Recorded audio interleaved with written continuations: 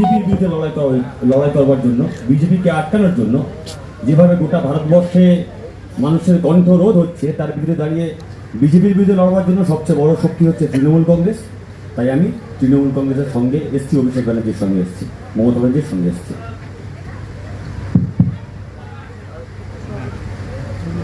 কিছুদিন আগে পর্যন্ত আপনি কিছু বলেছেন, তারপরে আমরা বলছি। না, প্রতিকূল তার কথা বলেছেন। আমি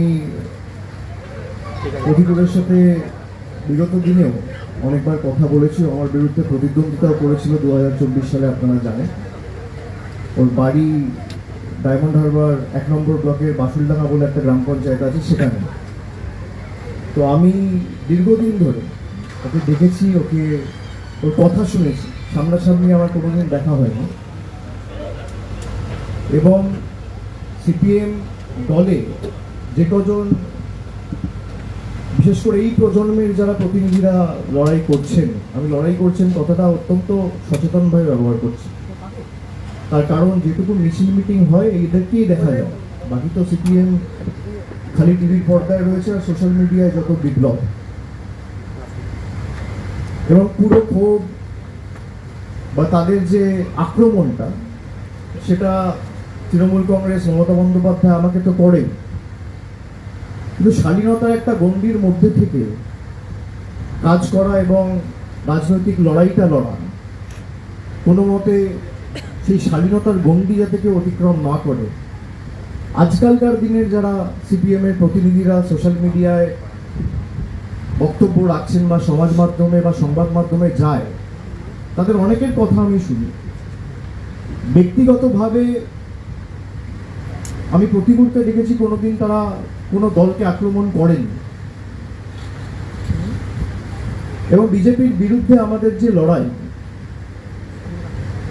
আমি যদি এসআইআর এর উদাহরণ নিয়ে বলি, যে আজকে এসআইআর বাংলা সহ 12টা রাজ্যে হচ্ছে।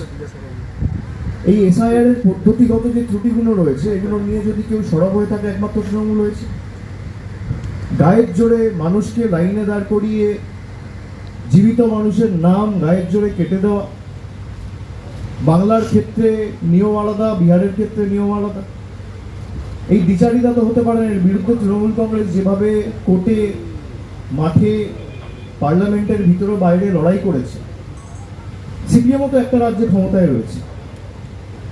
সিপিএমের এখানে অনেক নেতা রয়েছে, তাদের তো কেউ বারণ করেন। আমাদের হাত শক্তিশালী করতে বলছি, আপনারা পৃথকভাবে লড়ুন। কেরালায় তো তৃণমূল নেই, কেরালায় তো সিপিএম আছে, সেখানে সিপিএম নেতাদের ভূমিকা কি? আজকে যারা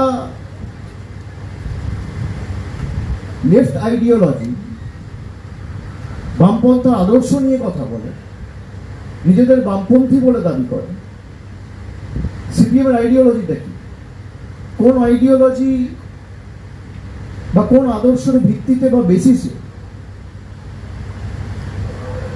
আপনার পার্টির কোন আইডিওলজি আপনাকে সুযোগ দেয় বা আপনাকে বলে যে হুমায়ুন কবিরের মতো লোকের সাথে বসে আপনাকে জোট করতে হবে বা ডিল করতে হবে? কোন আইডিওলজির ভিত্তিতে 2021 সালে, যেখানে আপনি কেরালায় কংগ্রেসের বিরুদ্ধে লড়াই করছেন, সেখানে একই সময়ে, একই দিনে, একই মাসে, একই সপ্তাহে, একই দিনে, একই টাইমে বাংলায় কংগ্রেসের সাথে লড়াই করছে? কোন আইডিওলজির বেসিসে? কোন আইডিওলজির বেসিসে আপনারা লক্ষ্মীর ভান্ডারের মতো সহায়তাকে ভিক্ষা বলেন? কোন আইডিওলজির বেসিসে একটা প্রান্তিক মানুষকে, যে সরকার চাল, ডাল, আর্থিক সাহায্য সহযোগিতা পৌঁছে দিচ্ছে, তাদেরকে ভিক্ষুক বলে বা ছোট করে, খাটো করে দেখে? কোন আইডিওলজির বেসিসে?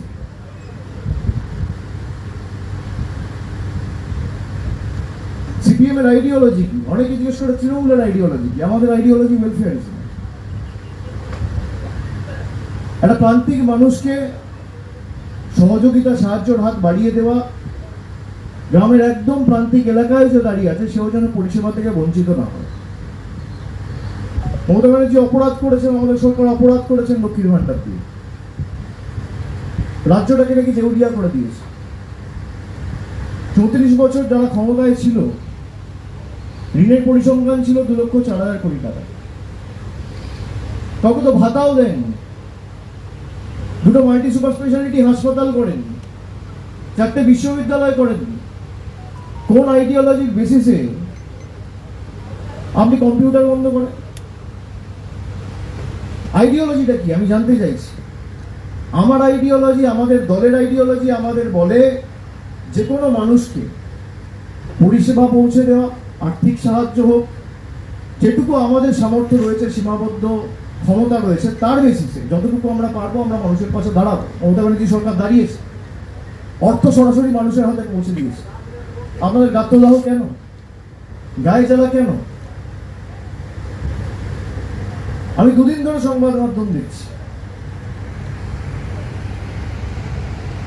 সেখানে প্রতিকূলকে বলা হচ্ছে তৃণমূলের সাথে ডিল করেছে। ডিলটা কি? ডিল তিনি বিধানসভা নির্বাচনের টিকিট পাচ্ছেন। প্রতিকূল আমাকে নিজে এসে বলছে, দাদা দল যদি আমাকে টিকিট দেয় আমি টিকিট নেবো না। আপনি একটা ছেলেকে জানেন না, আপনার সাথে যে এতদিন ধরে দল করলো তাকে আপনি চেনেনই না। আপনি তাকে আগেই ঘোষণা করে দিলেন যে সে বেঈমান, সে গদ্দার। তার কারণ আপনার কাছে সে বশ্যতা স্বীকার করে, আপনার হ্যাঁতে হ্যাঁ মেলায়নি, আপনার স্তাবকে পরিণত হয়নি। খুব গায়ে জ্বালা সেলিম বাবুদের। তৃণমূলের সাথে ডিল হয়েছে, সংবাদ মাধ্যমে স্নো পাউডার নাকি ঘুরে বেড়ানো নেতা বলে দিচ্ছে তৃণমূলের সাথে সেটেলমেন্ট হয়ে গেছে। আমি এটা সংবাদ মাধ্যমে বলতাম না, কিন্তু আমি যদি এটা না বলি,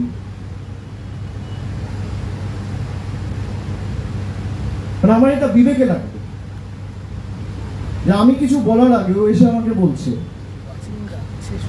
যে আমি বিধানসভা নির্বাচনে দ্বারা কোনো টিকিটের জন্য আসিনি, আমি দল টিকিট দিলেও নেব না, আমি সংগঠনে কাজ করব। আজকালকার দিনে কজনকে পাওয়া যাবে যারা রাজনীতিতে কোনো চাওয়া পাওয়া নেই? রাজনৈতিক কর্মী সমর্থক প্রত্যেক দলেরই থাকে, কিন্তু ভালো কর্মী আপনি কোথায় পাবেন?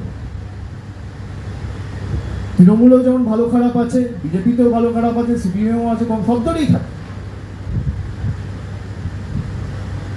যাদের চাওয়া পাওয়ার কিছু নেই, মানুষের জন্য নিঃস্বার্থে কাজ করতে চায়, মানুষের জন্য সর্বক্ষণের কর্মী হয়ে কাজ করতে চায়, এর জন্য কারোর অবস্থানের প্রয়োজন হয়। সিপিএম এর জোনাল কমিটি, লোকাল কমিটি আর আলিমুদ্দিনে বসে থাকা নেতারা আমার সার্টিফিকেট দেবে, তারপর আমাকে বামপন্থী হিসেবে গণ্য করা হবে, এটা একই জিনিস। আমরা বলি আমরা স্বামী বিবেকানন্দর হিন্দু ধর্মে বিশ্বাস করি, যোগী আদিত্যনাথের হিন্দু ধর্মে বিশ্বাস করি না।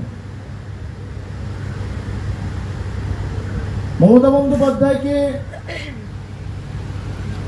মহেশ্বতা দেবীর মতো একজন লেখক তিনি প্রকাশ্যে বলেছিলেন, আমার এখনো মনে আছে, খুব সম্ভবত উলুবেড়িয়ার একটা সভা থেকে, যে মমতার বয়স বাড়ছে, এনার্জিও বাড়ছে। বাংলার সঠিক খবর সঠিক সময় জানতে ফলো রাখুন RN TV বাংলা।